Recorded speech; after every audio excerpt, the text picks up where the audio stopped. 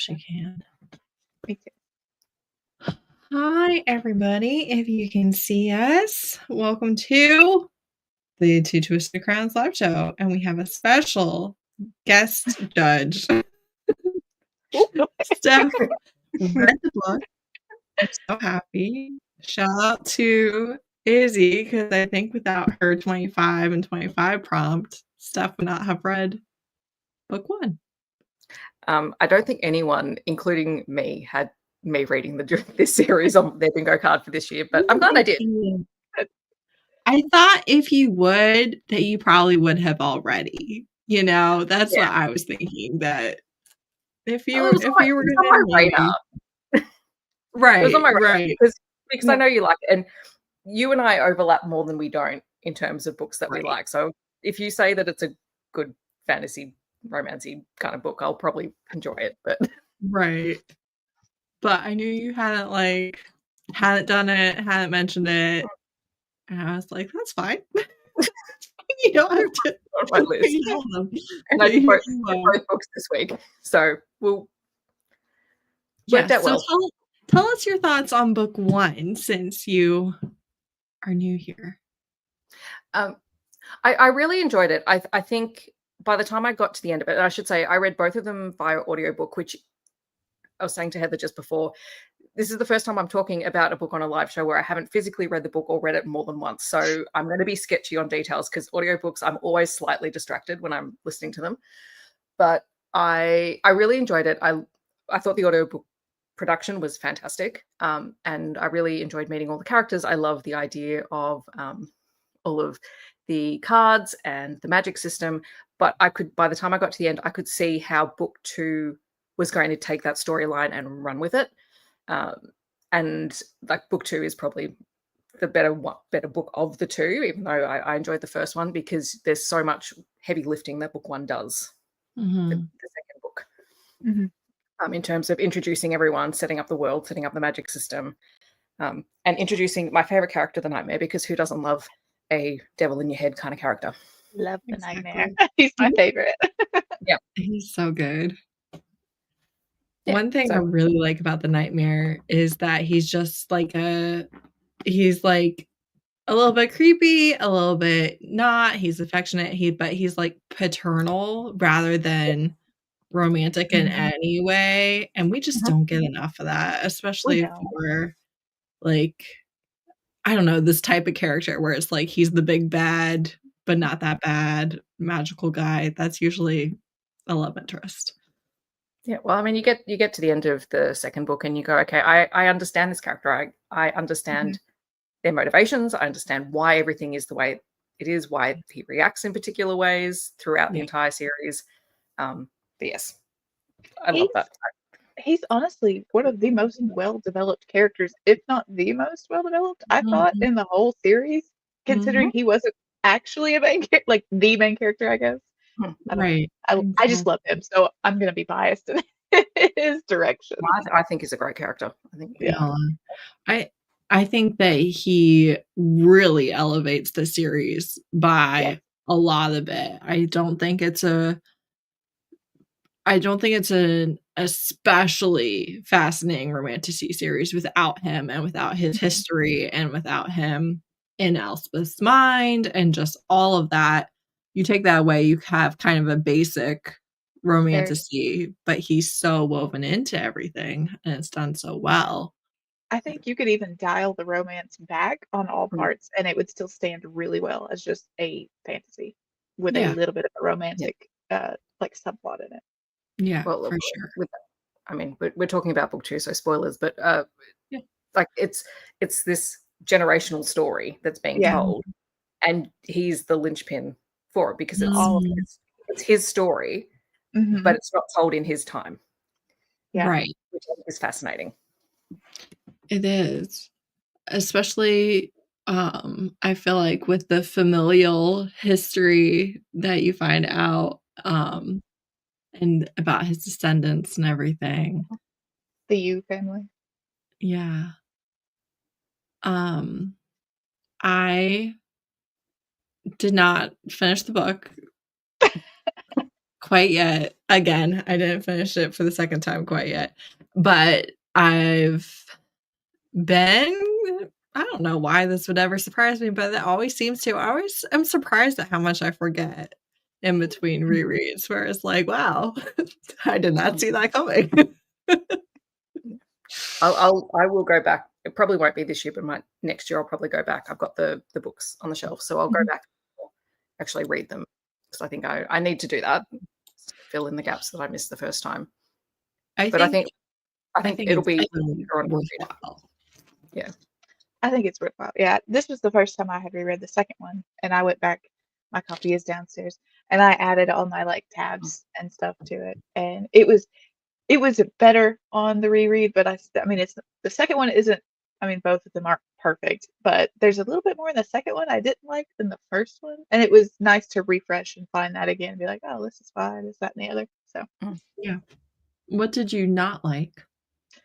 I didn't say it in the first live show because I get to it, but I think her sex scenes are incredibly cringy. I read so many sex scenes. I just keep on going. I don't worry about it. I skim those harder than some of the other ones that I skim. Like I don't like them to begin with, but secondhand like cringe embarrassment is really bad. And I absolutely detest the segment where they get captured in the wood by the women in the camp. I Yeah. don't think that's at all necessary, and that frustrates me to no end. I don't know why. I got to that part and I was like, oh damn, I forgot about this part. Well, it kind of feels like it's not necessarily necessary to the story. It doesn't move the story forward except to introduce that there is a faction of people who are taking care of the people who have basically been exiled from their families. But because weirdly enough, it reminds me of the group.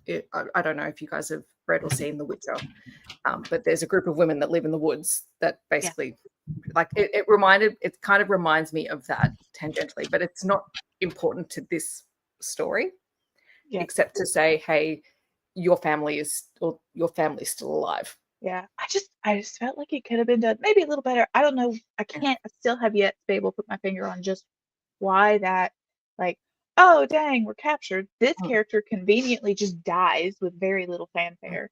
I mean, he kind of felt extraneous anyway. And then we're gonna do away with this strider, whatever they call them. Again, conveniently in this scene. I don't know. It wasn't the best. I don't know. Can't put my finger on it quite right, but I was happy to see the family, and I do see what she maybe was trying to do, but that section was just like, oh. I get it, for sure. Yeah, just like Chad said, not necessary perspective-wise, maybe, but it worked good for world building. Right. Yeah. Maybe if it had been a 3-book series and there had been some kind of development with that group. Yeah, that would have been nicer.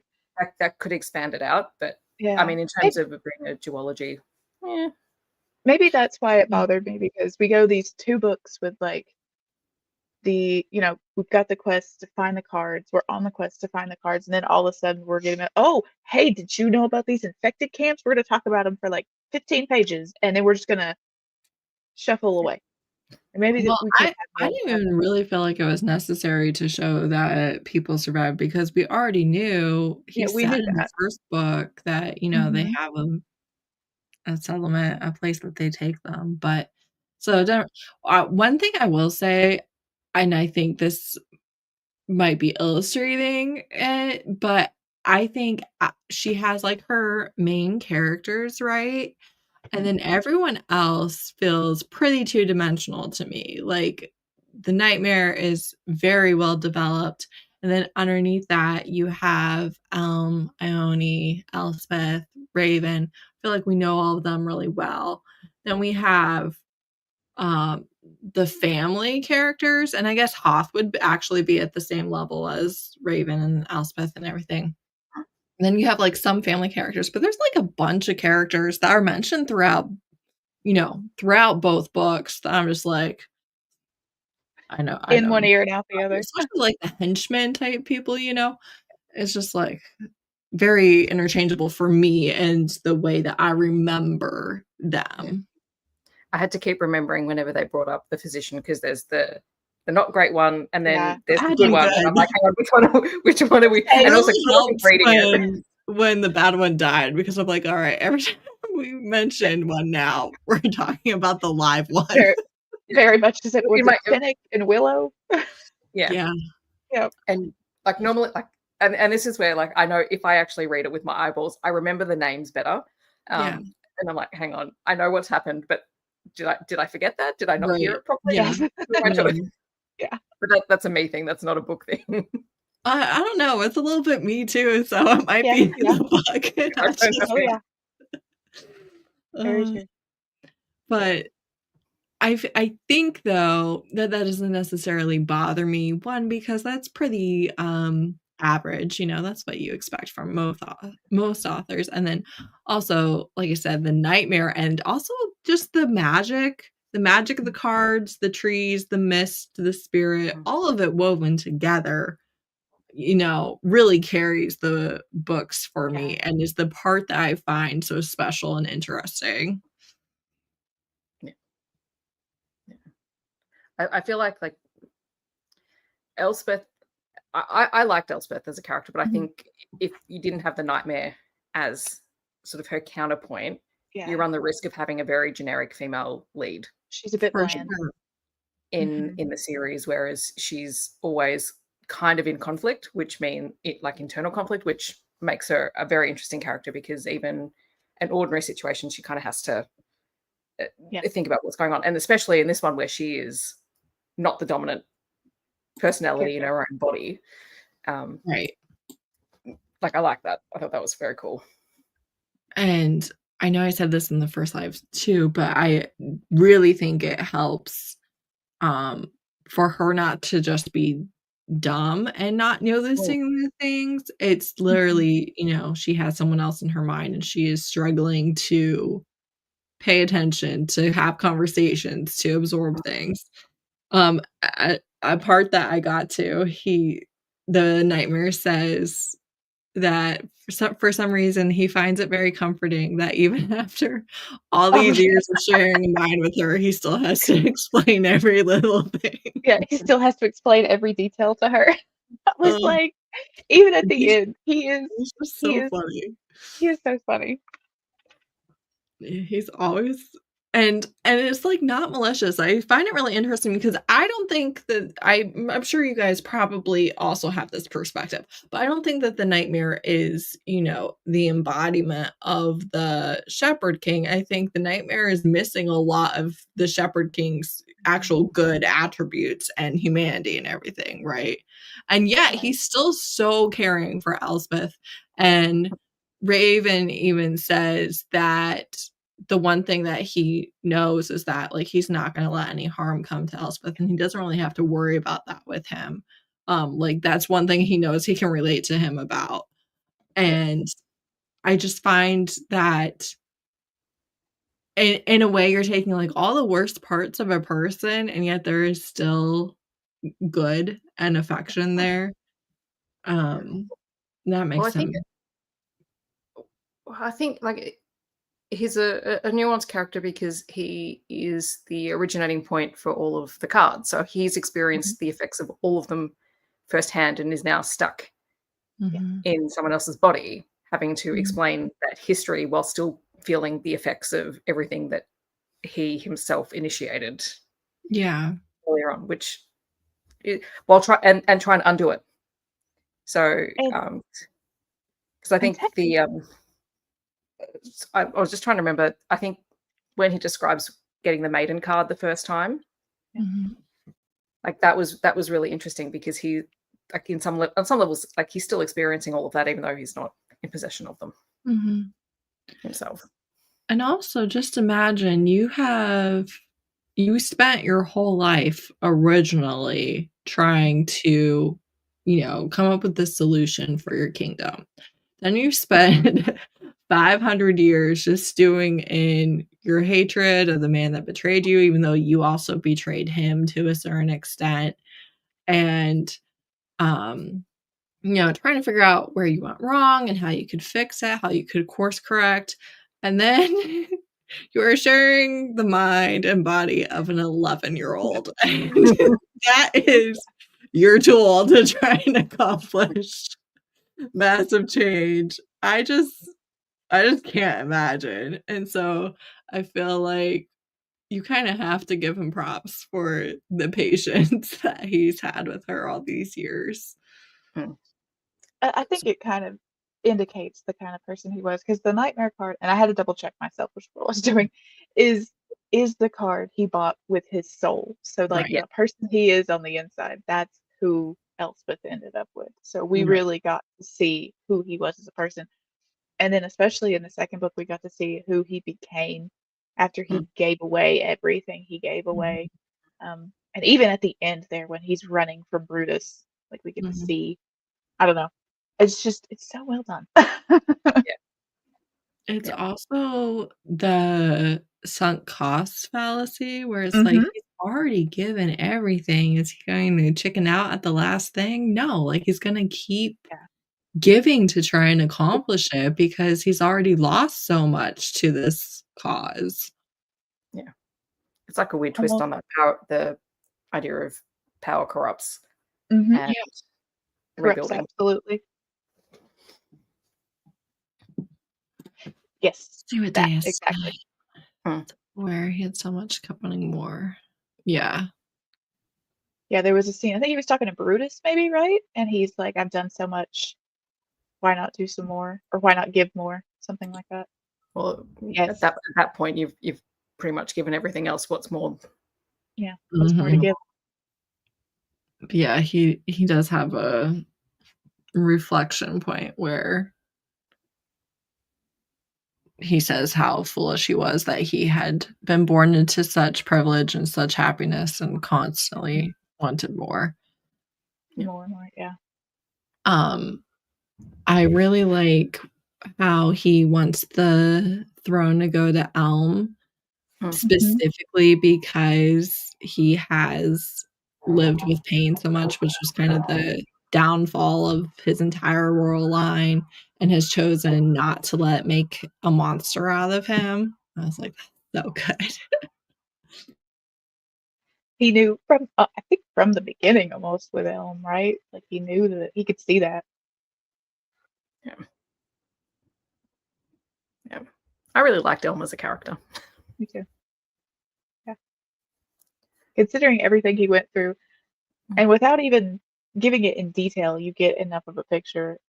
He was a fantastic character, I think. And I mean, even just from the point of view that Elm doesn't want to be the ruler. He doesn't want the power of that. You know that he will be a good ruler because he knows he's Right, seen the examples that he doesn't want. right. I'm always into that exploration and fantasy about how the best person for the job when it comes to leadership is someone who doesn't want the power involved at Right. all. Who cares about something enough that they don't want it ruined. Yeah. Or they understand the cost behind it. Yeah. How did you guys feel about more time with Ione in I her was just about head? to say, I Eleanor? like I wish we had more of her. Mhm.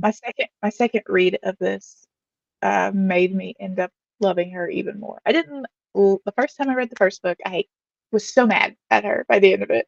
And then Mhm. in the second when I read the second book, the first time I empathized with her more and I liked her more, but on the second reread, I really liked Ione and what she went through, especially being tossed out a window Mhm. and her body just being broken and she died and then she had to feel that and then feel it come back to you. Oh, Mhm. that seems terrible. And Yeah. then not being able to truly feel.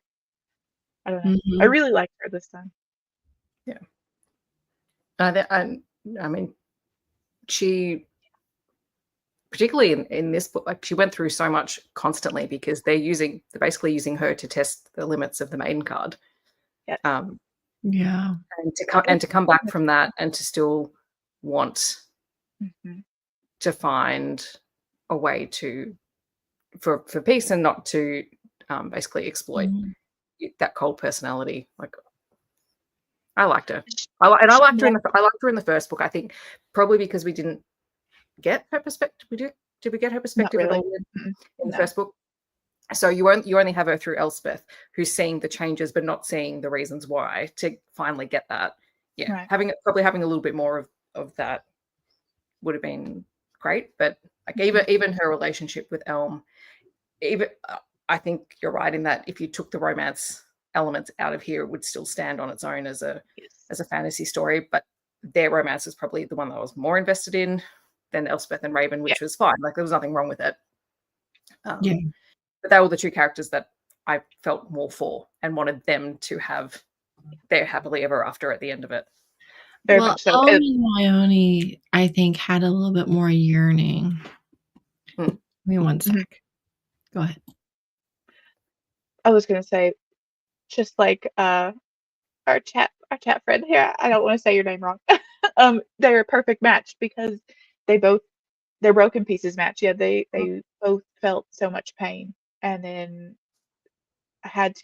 became better people because of it, instead of letting it turn them into people like Hoff or his dad. They didn't let it twist them or corrupt them in any way. Yeah.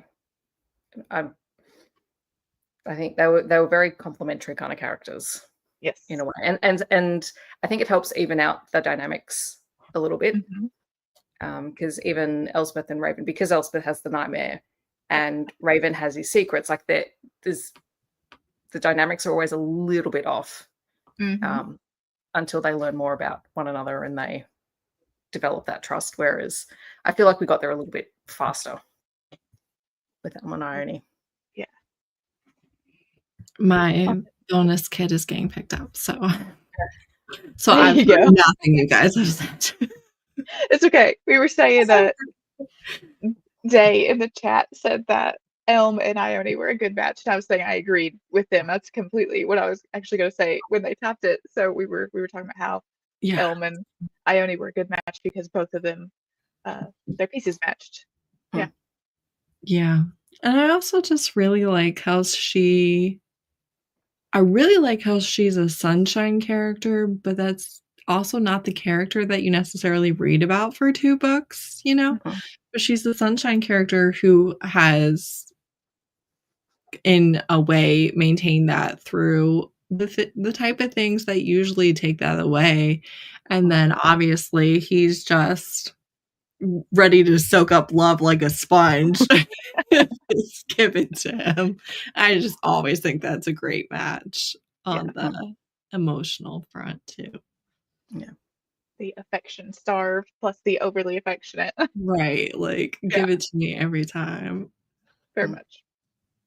And I think like Ione is an interesting character, particularly in the first book, even when she becomes quite cold and quite distant, and Elspeth's reflecting on that. She's always still protecting Elspeth, like the whole way through, even though Elspeth might go, this is a really weird way to demonstrate it, or it's calculating, and maybe it is calculating to a degree, but it's always in defense of Elspeth. And I think that's probably the thing that carries through, is that, okay, yes, she's changed, but she hasn't changed that much. Well, and I feel like you know how much I love a calculating character, like how much I love someone who is like doing things purposefully and is maybe a little bit manipulative but at their heart is truly trying to help everybody and trying to take care of everyone. I like that type of character. Yeah. That's why the reread this time around was so good for me, especially on the first one, because I really got to appreciate that. Because the first time I read it, I was like, damn you. But the second and then this last time, I really saw what was happening and appreciated it a lot more. The first time around, I always liked Ione. I always felt like you were definitely being given all the hints that you needed, that she still loved Elspeth and was putting her first. But I didn't like the maiden card. I was like, this is boring and kind of anti-feminist, when it's, well, now she's beautiful and cold-hearted and bitchy and, all of that. I was like, "Oh, like, I hate when we do that." But then just the journey, truly, the character development, and not even the character development necessarily, but the story or the reasons behind the character that you get to know more and more and more. I just felt like it was a really clever choice. Whereas I know, I mean, maybe they wouldn't like the second book, but I know I've heard some people really have strong criticisms for that and how dumb it is and how pointless it is that we're just making this beautiful cold hard woman because they've only read book one. And it's like, yeah, I do understand, but I actually feel like it goes somewhere and does something that was worth doing. And you did have to have that development in the first book. And I think part of why it's so jarring is that she is the polar opposite of the maiden and then is forced into being the maiden. And I think one of you said, I don't know if it was Robin or Sarah, I feel like last time somebody said about it being a Depression. metaphor for depression, and I feel like that is like really illustrated when she comes out of it and feels and feels and feels and feels and is having such a difficult time kind of with her emotionless choices and what she had to do to live through that part and just all of that. Yeah, the apathy that comes with a very deep, deep depression for some people. It Yeah. felt very on the nose for that, especially Mhm. from some of my like experiences, and that's part of why when I read her, I was like, oh my god, I Mhm. really feel for her and what she's going through. That kind of cold, disconnected feeling you get when you're almost disassociated. I Yeah. agree, Day. I think that it was important that she mentioned, um, Hmm. how she wanted to make choices that she could live with if she was herself again. Yeah, she was aware there was a difference between who she was as the maiden and who she was as Ione. And yet, the whole point of that is that it's difficult to care about the fact that you're different. It's difficult to Right. care about any of it, especially when it's an unknown possible future where it's like, well, this might bother me someday. Yeah. What I think did he? I was just gonna say, I think it's really interesting that the comment about, if you stop at book one, you really don't understand Yeah. the effects of the maiden card. But I think it's true of all of the cards in that book one Mhm. isn't trying to explain how and why the cards work. In fact, the characters, with the exception of the nightmare, really don't understand the cards, how they work, Mhm. or the implications of using them. They Mhm. just know that they get power from them, and they know Mhm. some of the effects, the physical effects that they see. Whereas Yeah. because it's a duology, you can't give away all of those secrets in book one. Like Mhm. Yeah. then there's no point for a second book. And I think that's when I said before that I could see where the story was going, that you'd have to unpack exactly the intent of them. Yeah. And I don't think it would have been as powerful to understand that in book one, especially for Ione's Agreed. character, because that the card itself has its own duality as well, in terms of, yes, it makes Mhm. you empathetic, and yes, it makes you cold and unfeeling, but it's also a healing card. Hmm. And How and they've managed to not know that is fascinating. Well, probably I mean, because they applied it as, it makes you beautiful, it's and a it makes woman's you card. cold and feeling, and it's a woman's card. Yeah. Yeah. And Yeah. I love when she kind of says about how Ione is talking to Elm, and she's saying how it's always been regulated to Richmond's daughters and everything like that. And he said, all this time it did that. And she was like, "You're saying that for 500 years it was wasted on women? Is that what you're trying to Yeah. say?" Yeah. It's And just so and good. and Go also a ahead. commentary on the, yes, it's a women's card, but it's uh, A high saying, class well, woman's card. we never had expectations of these women who we gave this card to. We just want them to look Mhm. pretty. Like, it's a, like, if, yeah, anyone who says they stopped at book one and that was their issue, then I would say, well, Yeah. yes, I understand Hmm. it, but it's That's not the end of the super story. So that's you Yeah, super can't. you got less than half of the story because that second Yeah, book packs in so much like information and lore. yeah. It's so good. Like, I find the whole deck deeply fascinating, and as a I do too. probably one of the most interesting magic systems in a fantasy series that I have read. I mean, Yeah. I don't read a lot of fantasy anymore, but in terms of what I've read in the past, into just fascinating how they function and the impact they Yeah. have on the people who use them versus the intent that they had and how they were created. Yeah, it's a lot of layers, like you were saying, and I think that again, I really, really like the way that she gives us information in this duology. It never feels really info dumpy. Like by the time you get to the life of the Shepherd King, you actually care about him enough to want to know what happened. The first book with the cards, it's very much this is common public knowledge of what the cards are, right? Like it's everyone's understanding. And then in book 2, you're really getting more into people who have spent a significant amount of time with one card and their relationship to it because of their continued use of it. Um, and to me, I know some people I think that the world building is like really simple or whatever, but I disagree. I think that it is those layers and it's done in the way that I like. I'm not an info dumpy world building type of girl. I'm honestly not really a world building type of girl.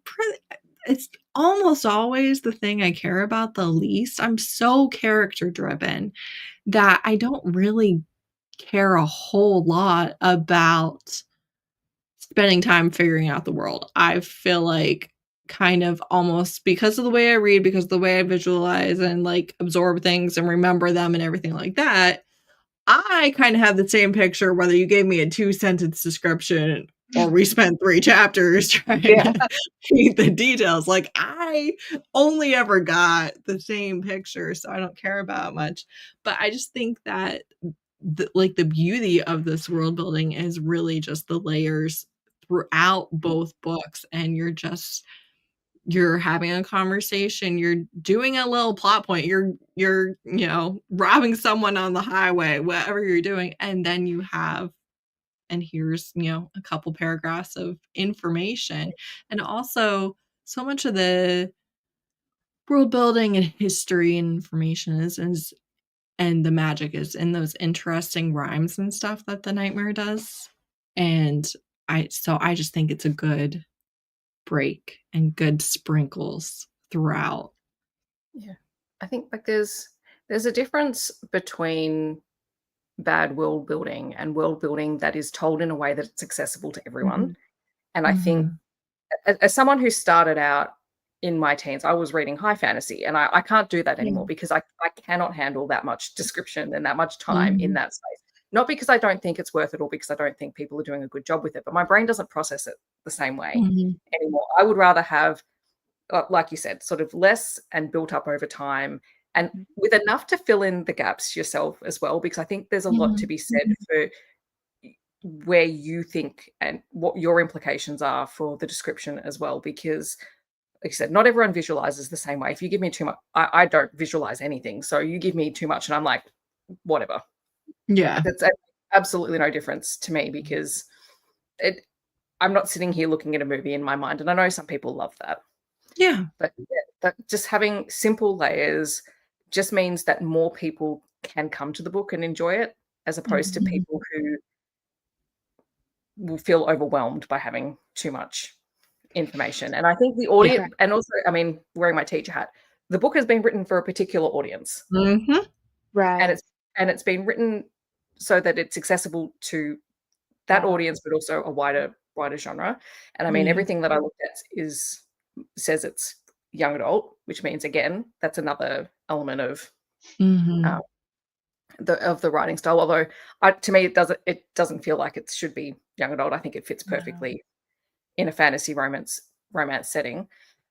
And yeah, like it's meant to be enjoyed and built up over time while not losing focus on your characters, which I think is the draw card of the 2 books. Yeah.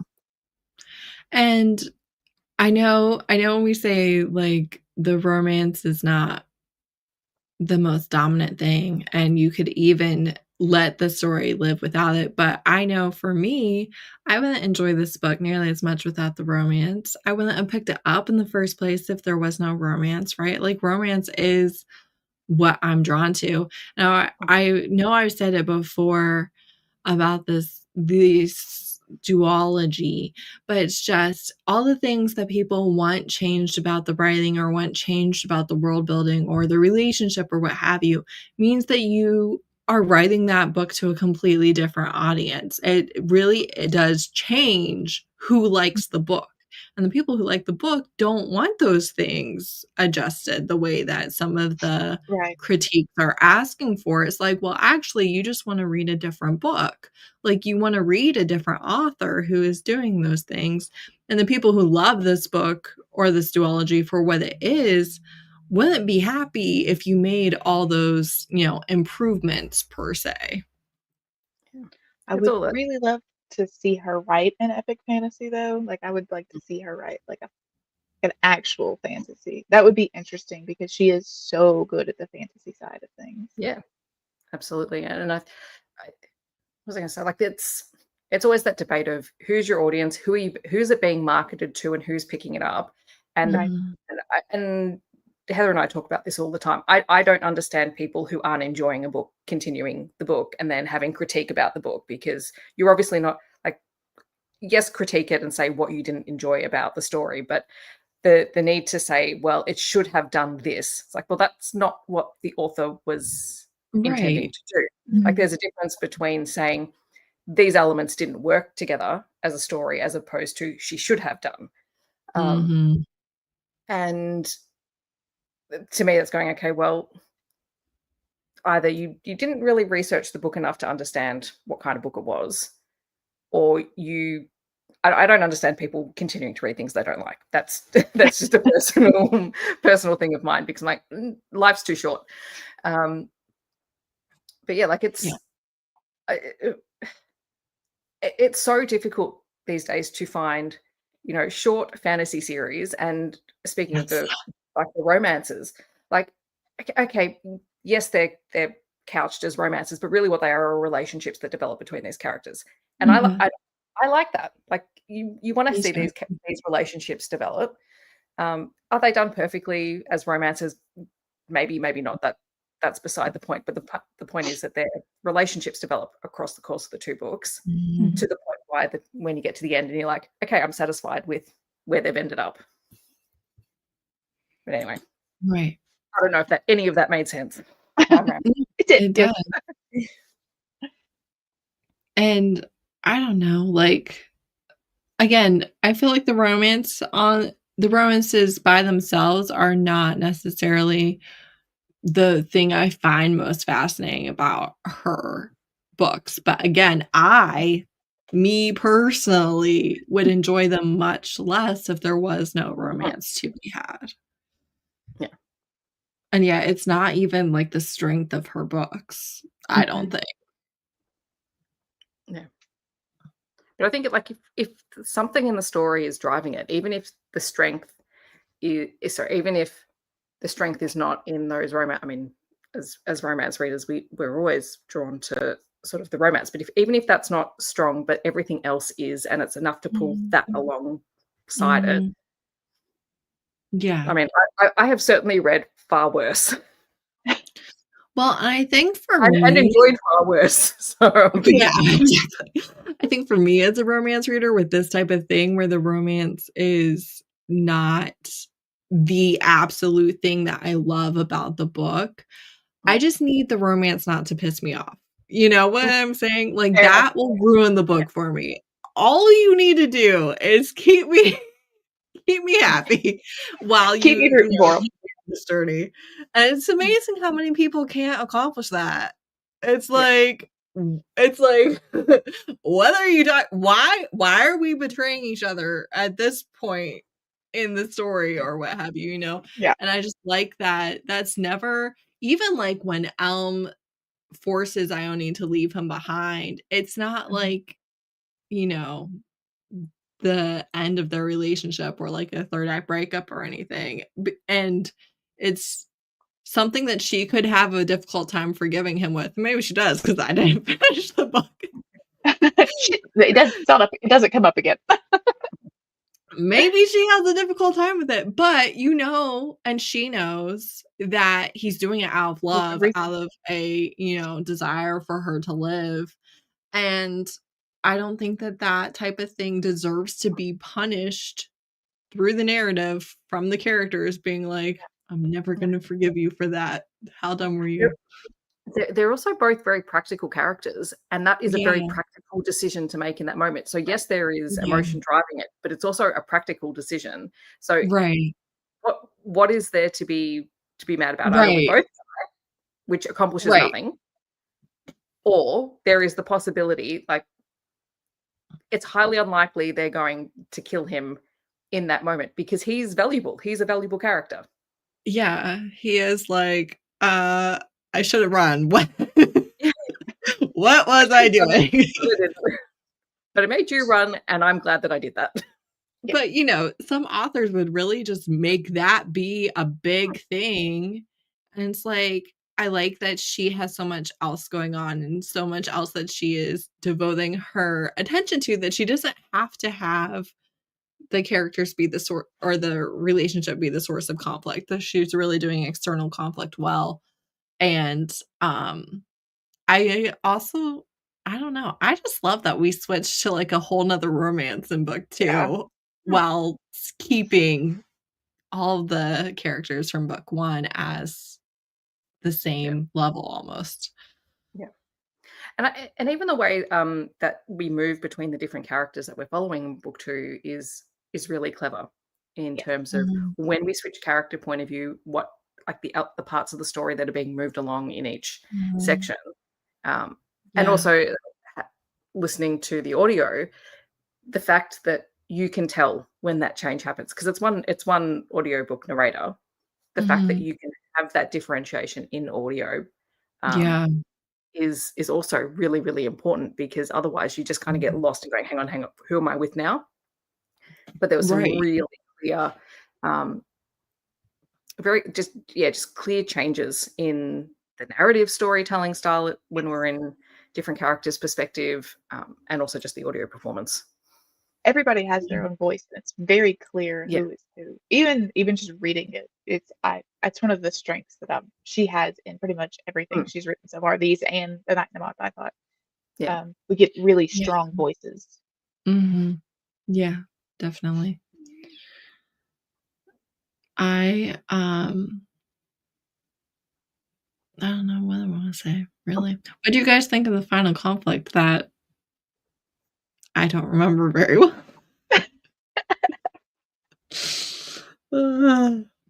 Was there anything there at the very end that you were like really into or wanted to note? I really enjoyed how the nightmare was. He took steps. I mean, he was prompted by Elspeth. Let's not pretend otherwise. But he saved Raven from his fate of like losing his sister to the wood, to the spirit. There was this cyclical sort of story being told, getting ready to like execute. Like Raven was going to go in, he was going to lose his sister, he was going to pay a price, just like Taxus did before he became the Shepherd King, or the Shepherd King. And like Elspeth stopped it. They stopped. It's almost like a generational trauma. She said, "Stop it. Don't let it happen to him too." And they broke that generational thing. And I think Taxus even says something to that extent. Yes, generational cycle. And they broke that. I really liked that part. I really liked that a lot. And I also did like Jasper. I wish we had gotten more Jasper. I wish we had gotten more of her, but I liked her. So I was happy she didn't die. Yeah, for sure. I feel like she's a character that Rachel Gillig can come back to at some point if she wanted to. And it's kind of hinted that she's got like a romance maybe with Peter, the henchman that survives. I said yes. In my head, they are quite happy. No, same. Like it would be really cool even if it was like a novella that's sort of a couple of years down the track to see how, like an epilogue novella. just how things have panned out and where the character. Like I'm not always a big fan of those, but sometimes I feel like there's just little things that could be. They don't have to be wrapped up in the story for the story to be successful, but would be nice as a fan of the story and the characters to see them, particularly Jess, because she goes through quite a bit in this book. I feel like those types of add-ons, 2.5 and stuff, they're really worth it when you have something to say, when you have something to write about that people actually wanted to know or see. Yeah. I also, I know you haven't talked about the ending yet, Steph, but I just wanted to throw it out there. I mentioned in our little chat with Robin that I think none of the main cast are all three be wary, be good, be clever. And I still think that. Having finished the second one again, the only one who checks all three boxes is Elspeth. It's because the nightmare said so. And I think that's kind of why she is the way she is. But I think it's interesting to think about in the context of the characters. No, I agree. Since you had said that, I was looking at it, or I was trying to keep it in mind while reading the characters, and I feel like there's almost even like specific parts that are hinted at that where it says about it and different things. Elm And even says at one point he has seen a man's life bleed from his eyes because he killed him, making him not good. I don't know. Yeah. Well, also when he's in the dungeon, he says something about how he wasn't clever or whatever. Yeah. That's why he's there. But no, I think it is an interesting lens to read the stories from, is checking to see who embodies which of those three attributes. Yeah. No, in terms of the ending, I like the confrontation and all of that. But my absolute favorite thing are the last two conversations between Raven and the Nightmare and Elspeth. And just in terms of wrapping up the entire story and sort of the reveal of the destruction of the Nightmare card, the implications of that, and also Raven understanding the connection that the Nightmare and Elspeth have, and respecting that before he tears up that card, there has to be closure for both of them. And also the Nightmare's willingness to say, no, you have to do this and you need to do it now. Like, I just, like, that to me was just a really, it was a really nice way to wrap up the series while still also packing a bit of an emotional punch, because you've got a character who has been your main character and is basically probably the fan favorite of the series going, my time here is done now. This is how we end. I love their antagonistic relationship. He calls Raven stupid bird, which every time made me laugh. And then Raven calls him like pest and menace and all this stuff. And I'm just like, I could eat more of that. Yeah. I love those types of things where it's like you both love the same person or have loyalty to the same person, so you're in orbit with each other. And it's not true, hey, it's not really a sibling relationship either. It's like somewhere in between where it's just like really antagonistic without crossing over lines. Parasite, Yeah, that was the one. That was the one that really got me. That was the last one we called him Parasite. Yeah.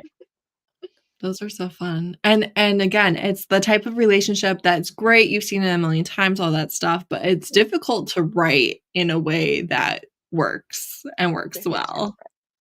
Well, she did it with well, I'm not going to spoil who he is, with Gargoyle in Night and the Moth, because I think we talked about those like comedic sort of side. What's the phrase? I'm losing it now. The comedic something. Somebody gave it to me. I know what you're talking about. Yeah. The funny character, it's difficult to write them well. Comedic relief. Thank you. But Gargoyle is so good, and we still get so emotionally attached to him. Yeah. And I think it's good to contrast the two. The Gargoyle in The Night and the Moth is almost a childish character, right? But he is the nightmare for all intents and purposes of that book. But then with the Nightmare, who's again is the comedic relief and like the kind of mystical supernatural being. He's ancient and having to deal with, and I love how he's just like, I can't believe I'm stuck with the dumbest bunch of my family in 500 years. This is the generation I've come into. You're all Like, idiots. you I know, can't believe we're doing this. like they're the two, they kind of serve the same purpose in the story for both, and yet they are very different characters. She didn't just copy and repeat, and Yeah. that's good. It bodes well for future books. It does. And can I say, the tiny detail at the very end where Elspeth clicks her jaw 3 times. I finished it and I was just like, huh, that made me so happy. I've read the damn book, but just reading it again, I was like, Yeah. it's a nightmare. Well, even because I just went back to the last line where Elspeth's wrapping up the story, going, I knew who I was without him. I was more than the girl, the king, and the monster of blunders. Dark, twisted tale. I was its author. Like that whole just last paragraph was. It's really good. It's so good. Because so good. the one thing you want to see is your main character's growth Mhm. through the series. Those little sayings, the way they're repeated and changed throughout everything, I think it's just perfection. It's just one of my favorite things that she did. Yeah. Like I mean, you talked about the rhymes, but repetition is so important in a story like this, where so much of it is built upon a story that existed before these characters understood the meaning of the story. Yeah. And again, that's really difficult to do without just annoying people or being like, like, we get it. This is honestly not good enough to tell us 5 times. Like, it's a skill, and it's something that she did really, really well. Yeah. Well, it's important to the storytelling, and it's important key, to keep at the forefront of your reader's mind. But again, you can't irritate them by doing it. And I just think of with SJM in Throne of Glass and in Crescent City and A Court of Thorns and Roses, but especially all Throne of of it. Glass, they're just like the thing that she weaves. Isn't Crescent City like love conquers all or something? Something like that. It's like a saying like that, and she like weaves it throughout, and I'm like, okay, but this was written to be printed on T-shirts. Yeah, The series, and this is not like a good enough thing to give us 17 different times and put in all of our emotional moments and everything. And with Throne of Glass, it's what is it? I don't know. It's another one where it's just like, okay, but like it wasn't that good to start with. and I say that as someone, who really did enjoy those books very much so. Yeah, through love all is possible. I was like, all right, what in the merch? I was gonna say that's your Bible. It's like the To the Stars, Rattle the Stars You Listen, or whatever it is from Akata, or A Court of Mist and Fury. Like through love all is possible, vaguely Bible-esque. Through love all is possible. Is that not from the Bible? I don't know. I'm from the South. Everything seems like it's from the Bible from here. So it's similar. I mean, the thing that I loved about all of the riddles in the audiobook is that they're all spoken by the Nightmare. Right? Like, you kind of hear it in that creepy tone. Yeah, you've got the creepy voice, and it's perfect because you're like, okay, this is his story. Yes, this is his history. Yeah, it could be. And we just don't understand all of it yet. Yeah, she is.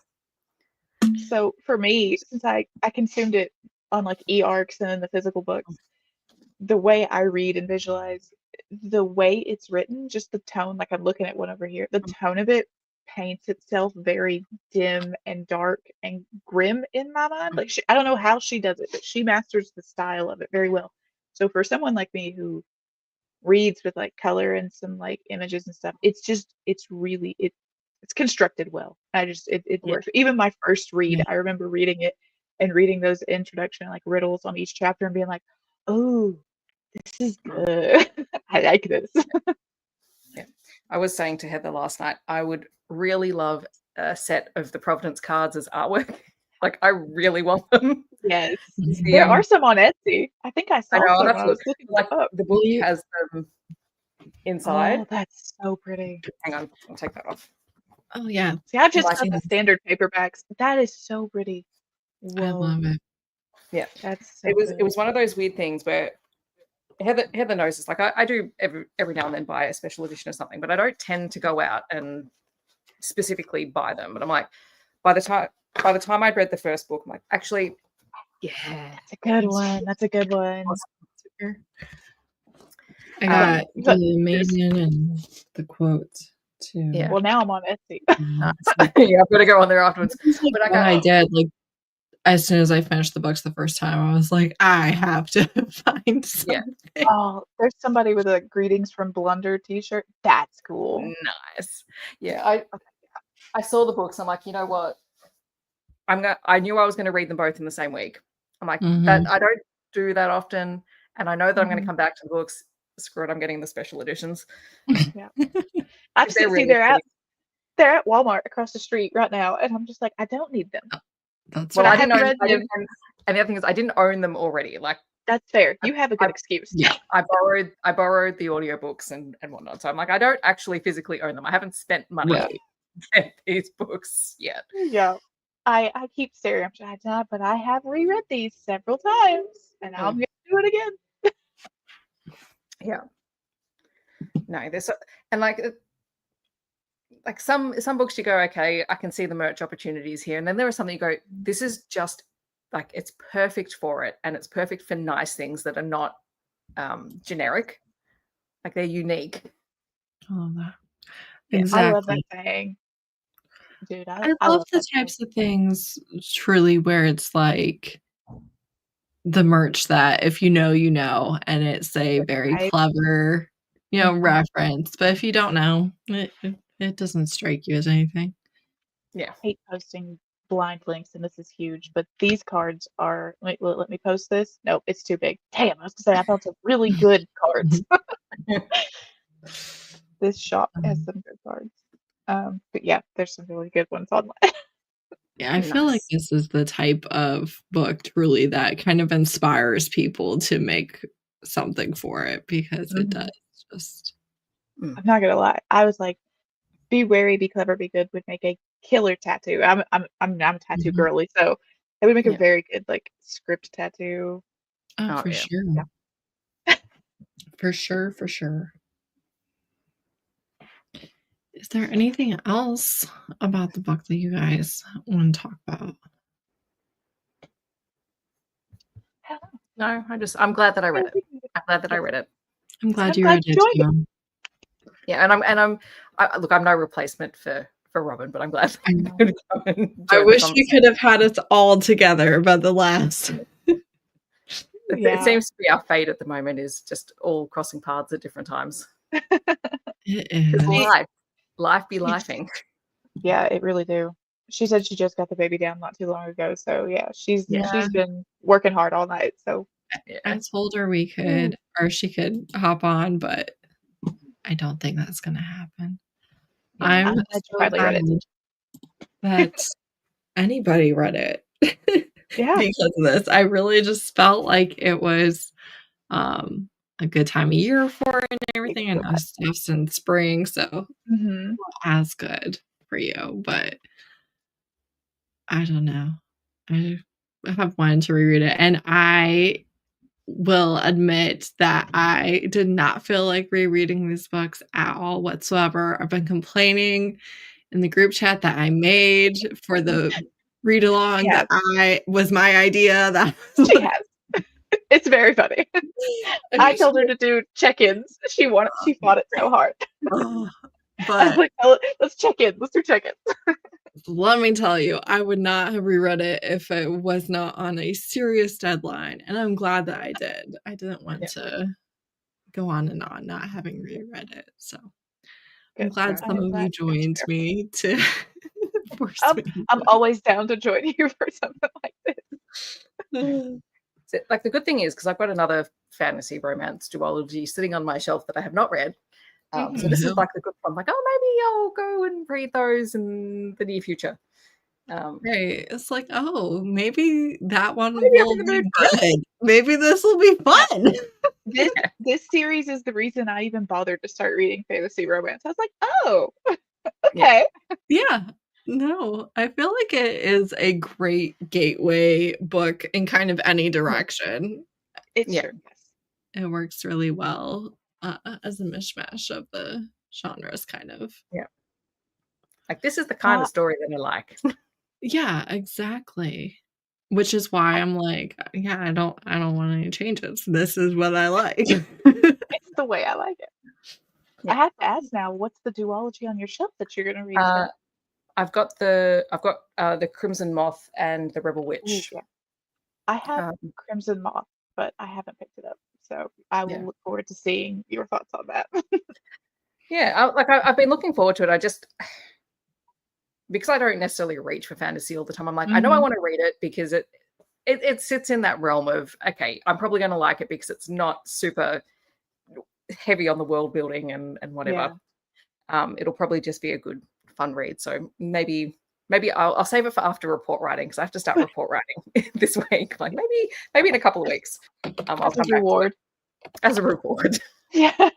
Because I suppose the good thing is, because it's a duology, because I've got them both. Like, I can just sit and read them back to back, which is my preference for something. Like, I'm glad I read this series back to back, because if I'd had to wait, I probably would have taken longer for me to read the second book. Yeah. I'm bad for that too. I think that I know the first time I read it in 2 days, I think that this is one that really easily compels you into book 2, and then book 2 does an excellent job of maintaining the momentum and not being a drag. And I know when I read it the first time, I was like, I haven't read a duology in so long where I really loved book 2. And this one, I think, just delivers, and I think it, like you said, stuff, it really builds on everything that laid out in book 1, and then also just pivots enough and changes enough things that it doesn't feel like you're reading one really long, unnecessarily long book. Well, I feel like for any kind of fantasy book, a duology is perfect. I can't stand romance duologies, because to me, I'm like, why?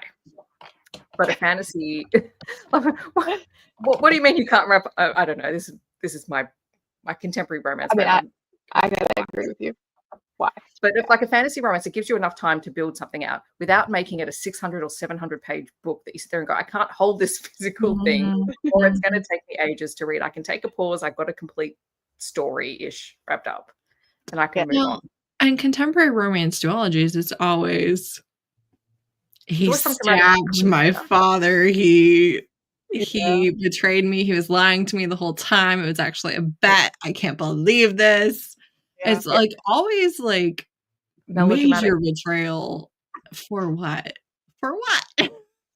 Well, then you have to hope that the second book will have the payoff and the groveling that you need, because someone's done something wrong by the end of the first book. Book 2 is never good. Yeah. At least not with those contemporary ones. It's just very, very few that I've been like, okay, I can recommend this duology. It's nicely contained. Yes. I mean, also, congrats on flying through the Grishaverse. Jeez. Yeah. They flew through there. Even I know that's long. See, everyone's been talking about Six of Crows again, and that's the thing that's been like, should I read Six Did you of ever read it? No. Listen, Leigh Bardugo is not my favorite person, just because she said some things that I'm like, maybe I'll just skip. And so I've just skipped. But people are saying Six of Crows is amazing. Look, I'll be the unpopular opinion. I didn't love Six of Crows and Crooked Kingdom. Yeah, I liked the original Grisha books. The Shadow and Six of Crows and Crooked Kingdom were fine. They were like, there was nothing wrong with them, but I didn't love them. And I read them when they first came out. Right. and everyone's going nuts over them. I'm like, Mhm.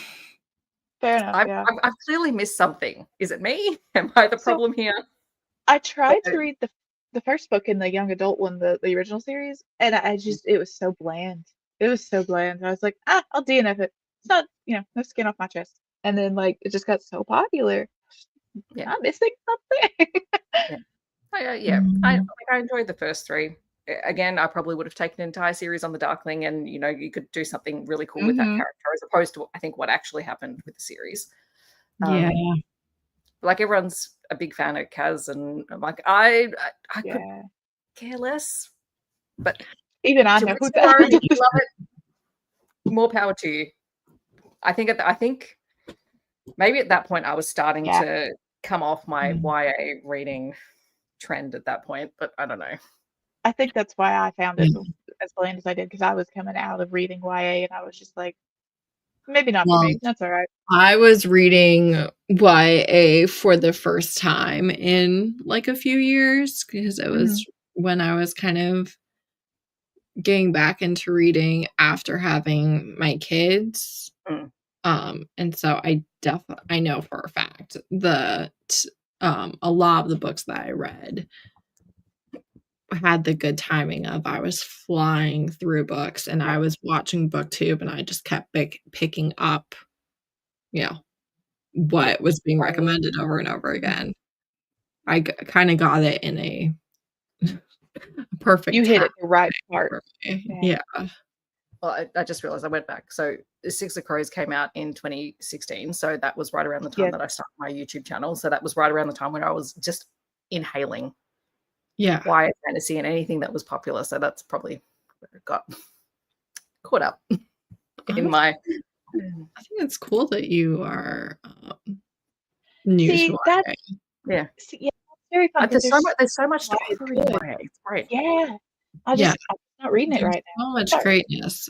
I think that I think that we all can have a YA phase, and it doesn't have to be a hmm teen by any stretch of the No. imagination.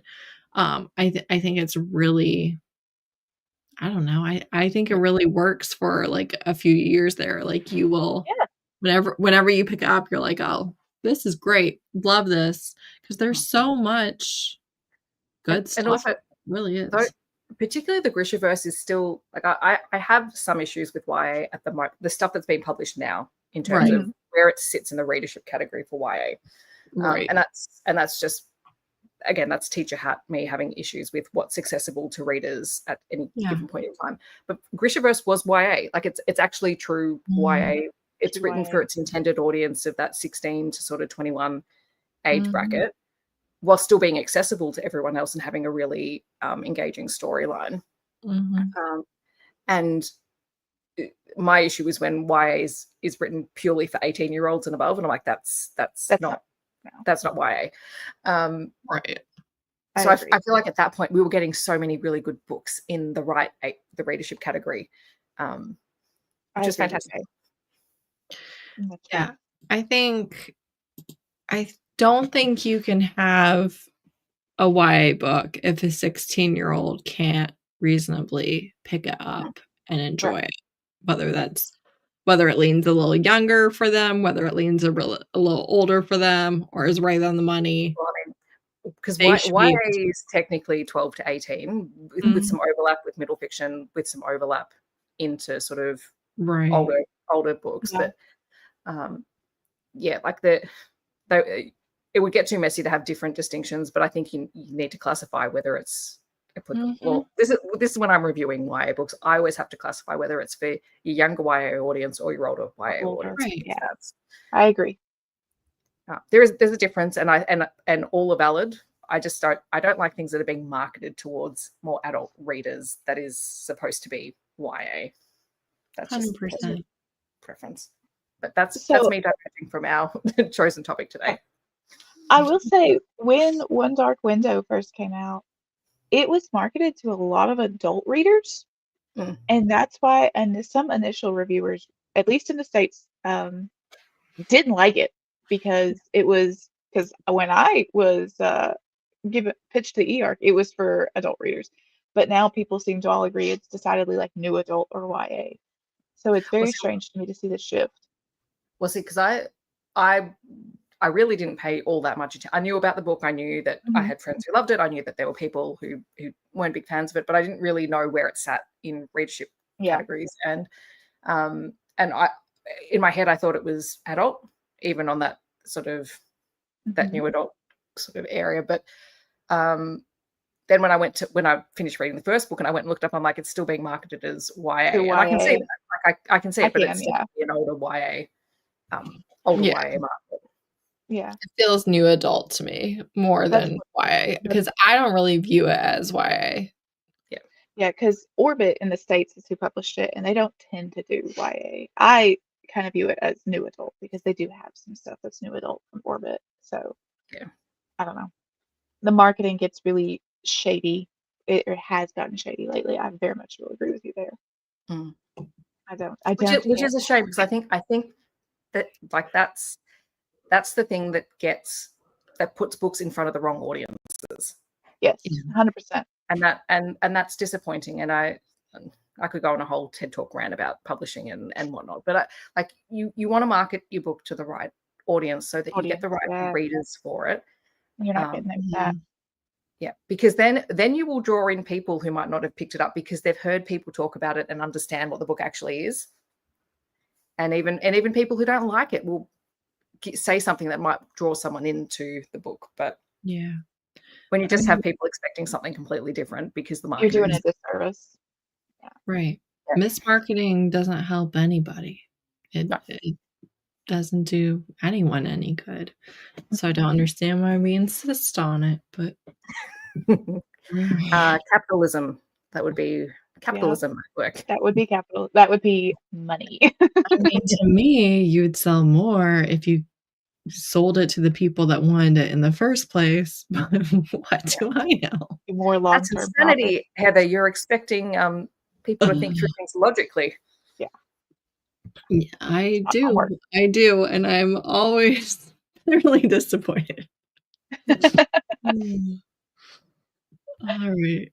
Well, I think we're done talking about the book. So. We're very off topic now. Sorry, I drove us headfirst off a unrelated topic. I'm along for the ride. I'll just let you drive.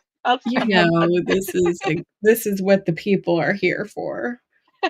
But thank you so much for watching, Party Peoples. Obviously, thank you to both of you to joining me. And we missed Robin, but we appreciate her as well.